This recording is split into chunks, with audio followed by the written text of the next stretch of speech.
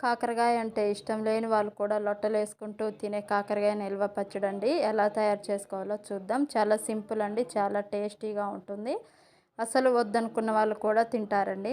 ముందుగా అయితే కాకరకాయలని ఇలా చక్రాల్లాగా కట్ చేసి మధ్యలో ఉన్న గింజలనైతే తీసి పక్కన పెట్టుకొని, ఇవి ఫ్రై అయ్యేంతవరకు అయితే ఆయిల్ పోసుకొని మంచిగా ఆయిల్ హీట్ ఎక్కిన తర్వాత వీటిని ఇలా అయితే ఫ్రై చేసుకోవాలండి. ఇలా బ్రౌన్ కలర్ చూసారు కదా!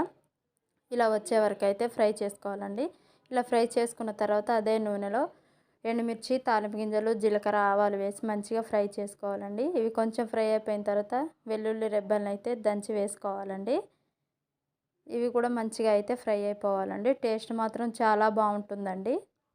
మీరు ట్రై చేయండి. టేస్ట్ ఎలా వచ్చిందో మనకైతే కామెంట్ చేయండి. ఇలా తాలింపు అంతా ఫ్రై అయిపోయిన తర్వాత ఒక బౌల్లోకి అయితే చల్లార్చినాక తీసుకోవాలండి. ఇలా తీసుకున్న తర్వాత ఇది పూర్తిగా చల్లారిన తర్వాత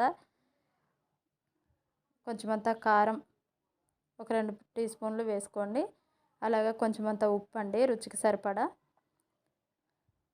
కొంచెమంతా సాంబార్ పొడి వేసుకోండి. టేస్ట్ చాలా బాగుంటుంది. వీటి తర్వాత ఒక నిమ్మకాయనైతే కట్ చేసి రసాన్ని అయితే దీంట్లో పిండుకోవాలండి. అస్సలు వంట రాని వాళ్ళు కూడా చాలా సింపుల్గా అయితే ప్రిపేర్ చేసుకోవచ్చండి. ఇలా మొత్తం నిమ్మరసం పిండిన తర్వాత మొత్తం మిక్స్ చేసుకొని మనం ముందుగా ఫ్రై చేసి పెట్టుకున్న కాకరకాయ ముక్కలను అయితే ఇందులో వేసి కలుపుకోవటం అండి. చాలా సింపుల్. మీరు కూడా ట్రై చేయండి.